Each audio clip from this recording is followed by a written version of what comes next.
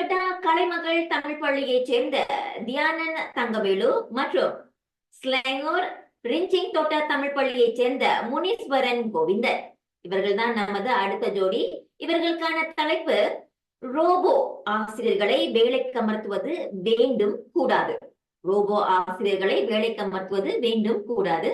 இதில் தியானன் வேண்டும் என்ற நிலைப்பாட்டிலும் முனீஸ்வரன் கூடாது என்ற நிலைப்பாட்டிலும் பேச போறாங்க. அவர்களை சந்திப்போம். ரெண்டு பேரும் எப்படி இருக்கீங்க? நலமா இருக்கீங்களா? தயாரா இருக்கீங்களா? படப்படப்பா இருக்கா? இல்லையா? ரெண்டு பேருமே தயாரா இருக்கீங்க. நம் நேரத்தை தாழ்த்தாமல் போட்டிக்கு போயிடலாம். ரோபோ ஆசிரியர்களை வேலைக்கு அமர்த்துவது வேண்டும் கூடாது. தியானன், நீங்கள் தயார் என்றால் வேண்டும் என்ற நிலைப்பாட்டில் இப்போ பேசலாம். வணக்கம். தொழில்நுட்ப பயன்பாடு, எந்திரனோடு தமிழ்பாடு. காலங்காலமாக கல்வி அமைச்சின் தீராத சிக்கல்களின் முடிச்சுகளை அவிழ்க்கும் செயல் திட்டமே ரோபோ ஆசிரியர்களின் வருகை.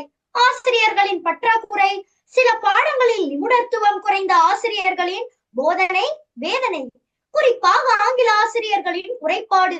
நிபுணத்துவம் வாய்ந்த நிபுணர்கள் சேர்ந்து செயல் நிரல் செய்து தரவுத்தளத்தில் பதிவேற்றம் செய்த பின் செயற்கை நுண்ணறிவு கொண்டு போதிக்கும் ரோபோவால் மேல் கூறிய சிக்கல் கனப்பொழுதில் தீராதா?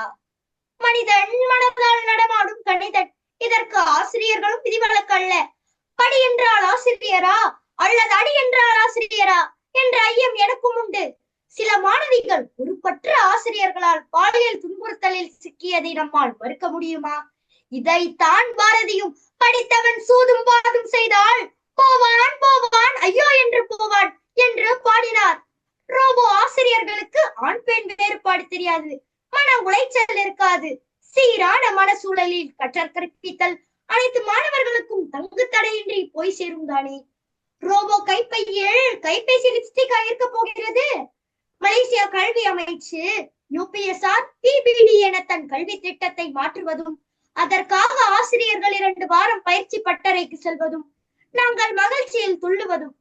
ஒரு திட்டம் அவர்கள் புரிந்து எங்கள் கைக்கு வரும் முன்னே அடுத்த திட்டம் கொண்டு வந்த வரலாறும் உண்டுதானே. ஆனால் ரோபோ ஆசிரியர்களில் கனப்பொழுதில் செயலர்கள் தரவுத்தளத்தில் பதிவேற்றம் செய்த பின் மாணவர்களுக்கு அப்புதிய திட்டம் உள்ளங்கையில் நெல்லிக்கனிதானே. இறுதியாக இரும்பும் எட்குமானவுக்கு போதிக்க போகிறது என்று எண்ணாதே. செயற்கை நுண்ணறிவு காலத்தை புறங்கையால் தள்ளாதே என்று கூறி விடைபெறுகிறேன். நன்றி, வணக்கம். நன்றி தியானன், ரொம்ப சிறப்பா இருந்துச்சு உங்களுடைய படைப்பு. அடுத்ததாக தயார் என்றால் முனீஸ்வரன் கோவிந்தன், நீங்கள் ரோபோ ஆசிரியர்களை வேலைக்கு அமர்த்துவது கூடாது என்ற நிலைப்பாட்டில் பேசலாம். அனைவருக்கும் வணக்கம். இறைவன் படைத்த அறிவு களஞ்சிய மனிதன் பார்த்து பார்த்து சிரிக்க சிப்பம் நான். இதனை முறியடிக்க இயந்திர மனிதர்கள் படைத்து விட்டு சாதனை செய்து விட்டு இயந்திரம் என்று சொல்லிவிட்டாலே அது மனிதனுக்கு ஈடாகுமா? சின்ன கருவியில் ஆரம்பித்து வகுப்பறை கருவறை வரை இன்று இயந்திரம் ஊடுருவி வந்து விட்டது. இது சாதனை அல்ல, கல்விக்கு வந்த சோதனை. மனிதநேயம் கொண்ட ஆசிரியர் எங்கே? முகம், பெயர், வயது என அறிவியலான இயந்திர ஆசிரியரை எப்படி கூறுவது? இவர் என் ஆசிரியர் என்று 20 வருடம் கழித்து நமக்கு பிடித்த ஆசிரியரை கூறும் வாய்ப்பை நாளைய சமுதாயம் இழந்துவிடும். கல்வி என்பது ஏட்டுப்பாடம் மட்டுமன்றே, ஒரு மாணவனின் அறிவில், பண்பில், ஒழுக்கத்தில், நடத்தையில், முக்கியமாக சிந்தனையில் சுருங்கமாய் உருமாற்ற ஆசிரியர்களின் பங்கு அளப்பறிந்து. இவை அனைத்தையும் செயற்கையால் சீரமைக்கப்பட்ட இயந்திரம் எப்படி செய்யும்? அதற்கு திட்டமிடப்பட்ட பாடங்களை மட்டும் மாணவர்களின் மேல் தப்பும். பிற்பாடத்தில் மின்கல குறைபாடு ஏற்பட்டால் பாடத்தில் பாடத்தை முடித்துக் கொள்ளும். நினைத்து பார்க்கவே நகைப்பாகத்தான் இருக்கின்றது. ஏட்ட சுரக்காக வாழ்க்கைக்கு உதவாது. ஒரு மாணவன் பள்ளியில் பாட புத்தகத்தில் இருந்து அறிவது பாதி, ஆசிரியர்களின் அனுபவம் மற்றும் வசதி பாடத்தில் இருந்து அறிவது மீதி என்கிற நமக்கு ஏற்ற பாடத்தை மட்டுமே புகட்ட முடியும். இதனால் கண்டிப்பாக ஒரு மாணவன் முழுமையடைய மாட்டான் என்பதே நிஜம். ஒரு மாணவன் சிறப்பாக படிப்பான், ஒரு மாணவன் சுமாராக படிப்பான், ஒரு மாணவன் பள்ளியில் வந்து தூங்குவான். அப்பப்பா, கேட்கவே தலை சுட்டுகிறதே. இவர்கள் அனைவரையும் மனவழித்து சான்றோனாக ரத்தமும் சதையும் உடலும் நிறைந்த மனித ஆசிரியர்களால் மட்டுமே முடியும் என்பதில் எல்லளவும் மையமில்லை. இறுதியாக மாபெரும் எந்திரம், மற்றவை எல்லாம் வெறும் தந்திரமே என்று கூறி விடைபெறுகிறேன். நன்றி, வணக்கம். சரி, தயார் என்றால் இதை போயிடலாம். நம்ம தியானன், இது உங்களுக்கான முதல் கருத்து மறுத்தல் பிரிவு. என் எதிர்த்தரப்பு நண்பர் கூறியது சற்று வேடிக்கையாகவே உள்ளது. ஆனால் நான் என் கடமையை செய்ய வேண்டும் அல்லவா? நண்பரே, நமக்கு தான் ரோபோ ஆசிரியர்கள், பள்ளியில் ஆசிரியர்கள் என்றால் புதிதாகவும் அதிசயமாகவும் உள்ளது. ஆனால் கிமு 3ஆம் நூற்றாண்டிலே அரிஸ்டோட்டல் எதிர்காலத்தில் ரோபோ தான் மனிதர்களின் வேலையை செய்யும் என்று முன்பே கூறினார். ரோபோக்கள் மனிதர். உதாரணத்திற்கு நமது அண்டை நாடான சிங்கப்பூரில் கோடி எனும் ரோபோ ஆசிரியர் ஆரம்ப பள்ளி மாணவர்களுக்கு கணிதம், கோடிங் போன்ற பாடங்களை போதித்துக் கொண்டுதானே வருகிறது. அப்படி தரவுகள் இப்படி காட்ட ரோபோ ஆசிரியர்கள் தேவையில்லை என்று நீங்கள் எப்படி கூற முடியும்? ஆகவே புதுமையை முதலில் மறுப்பது மனித இயல்பு. அது பயன்பாட்டிற்கு வந்த பிறகு பயனடைவதும் அவர்கள்தான் என்று கூறி ரோபோ ஆசிரியர்களை வேலைக்கு அமர்த்த வேண்டும் என்ற கோட்பாடே என் நிலைப்பாடு. நன்றி, வணக்கம். நன்றி தியானன். முனீஸ்வரன், இது உங்களுக்கான வாய்ப்பு. அனைவருக்கும் எனது எதிர்த்தரப்பினர் நவநாகரிக காலத்தில் மூழ்கி இருக்கின்றார். ஆம், தொழில்நுட்பத்திற்கு அடிமை கொண்டிருக்கின்றார் என்று நான் கூற வேண்டும். ஒரு ரோபோ ஆசிரியரால் பாடத்தை போதிக்க முடியும்.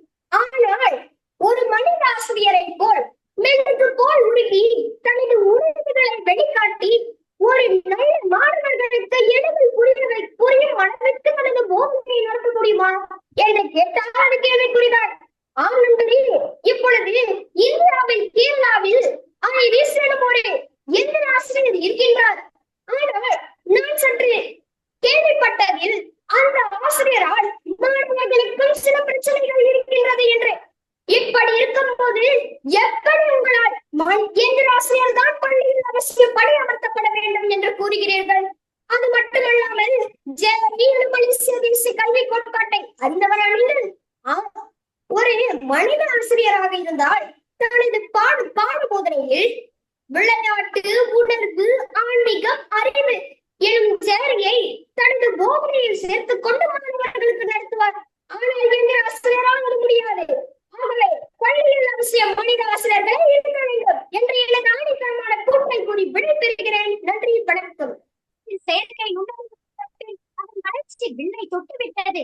எடுத்துக்காட்டாக மெக்கானிக்கல் ரோபோ நம் சொன்னதை செய்யும், டீப் ரோபோ நம் சொன்னதை சிந்தித்து செய்யும் என்பதை நான் கூறவில்லை. நவீன விஞ்ஞானி எலன் மஸ்க் கூறுகின்றார். இன்று சமையலையே செய்யும் ரோபோவால் நீங்கள் கூறும் இந்த தகவல்களை செய்ய முடியாதா என்ன? உதாரணத்திற்கு முதலில் என் எதிர்த்தரப்பு நண்பர் கூறியது இந்தியா கேரளாவில் ஐரிஸ் ரோபோ ஆசிரியரின் வளர்ச்சி. அது என்ன செய்யவில்லை? வகுப்பறையில் மாணவர்களை அமைதிப்படுத்துதல், ஏதாவது கேள்வி கேட்டால் சலிக்காமல் பதில் கூறுதல். இது போதுமா? இன்னும் கொஞ்சம் வேண்டுமா? மீண்டும் அடுத்த களத்தில் சந்திக்கலாம். நன்றி, வணக்கம். நன்றி தியானன். இப்பொழுது முனீஸ்வரன், இது உங்களுக்கான கடைசி வாய்ப்பு. இன்றைய பூமியை அறிந்து பேசிக் கொண்டிருக்கின்றாரா என்பது எனக்கு குழப்பம்தான்.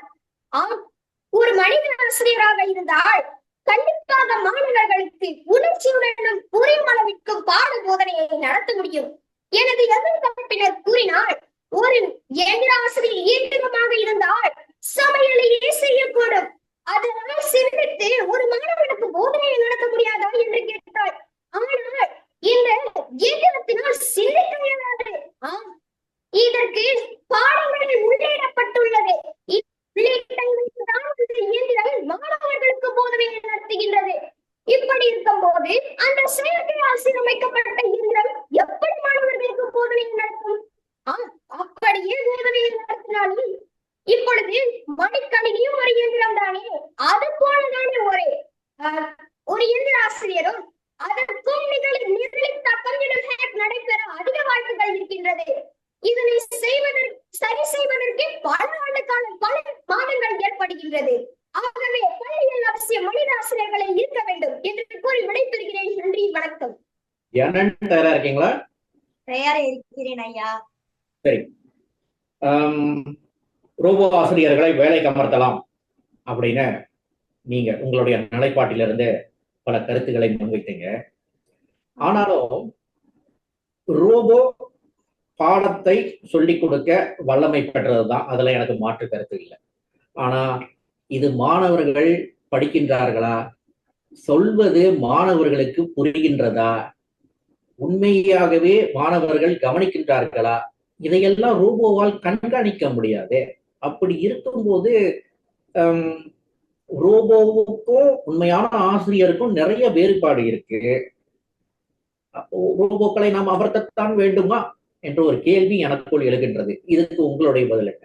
ஒரு வகுப்பறையில ரோபோ பாடம் சொல்லிக் கொடுக்குது, மாணவர்கள் கவனிக்கின்றார்களா, மாணவர்களுக்கு புரிகின்றதா அப்படின்லாம் ரோபோவனால கணிக்க முடியாது. இதே ஆசிரியர்களா இருந்தா ஒருவேளை மாணவருக்கு புரியலன்னா மீண்டும் மீண்டும் சொல்லலாம், புரிகிற வரைக்கும் அவங்க சொல்லிக் கொடுக்கலாம். அந்த வசதி ரோபோ கிட்ட கிடையாது. அப்படி இருக்கும்போது ரோபோ நமக்கு தேவையா? வணக்கம் ஐயா, உங்கள் கேள்வியை நான் உள்வாங்கிக் கொண்டேன். ஐயா, நீங்கள் கேட்ட கேள்வி என்னவோ சரியாகத்தான் இருக்கிறது. இப்பொழுது பெப்பர் ரோபோ என்று ஒரு ரோபோ உள்ளது. அந்த ரோபோ நமது இருதய துடிப்பு முதல் நம்மளுக்கு என்ன நோய் இருக்கிறது என்று அதால் கண்காணிக்க முடியும். அந்த வகையில்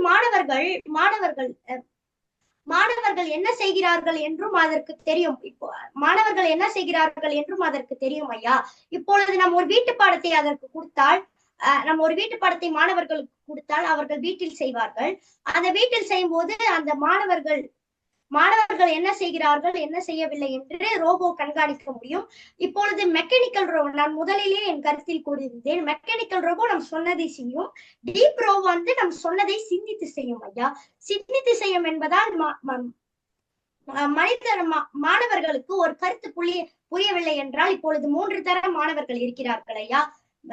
உயர்ந்த மாணவர்கள், நடுநிலை மாணவர்கள், கடைநிலை மாணவர்கள்.